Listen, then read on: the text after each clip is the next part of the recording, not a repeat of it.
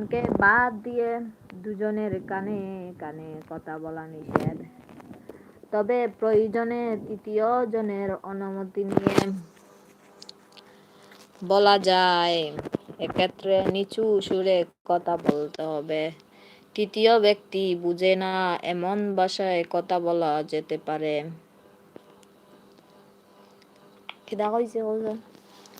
যদি তিনজন ব্যক্তি এক জায়গা থাকলে তুমি একজন রে হরাই আর একজন রে আইনা কথা হওয়া নিষেধ, হাদিসের মধ্যে নিষেধ করা হয়েছে। তুমি যদি তার সাথে কথা বলতে হয়, তিনজনের মধ্যে যার সাথে কথা হইতায় তারে আনবার সময় ওই ব্যক্তিরে হইয়া আনতায় যে আমার একটু দরকার আছে, তার সাথে একটু কথা কয়। তারে যদি না হইয়া তুমি একলা গোচরে কথা কও তার সাথে, তাহলে তোমার গুনাহ হবে, সে মনে মনে কষ্ট পাইব। এজন্য উচিত হইছে গিয়া তিনজন হইলে কেউরে লুকাইয়া আইনা কথা কওয়ার আগে যে কাছে থাকবো তারে হইয়া আনতায় যে আমি তারে নিতেছি, একটু দরকার, পার্সোনাল কথা আছে, একটু কথা কয়। আর যদি না হইয়া তুমি নিরিবিলি ভাবে তারে ডাক আইনা একলা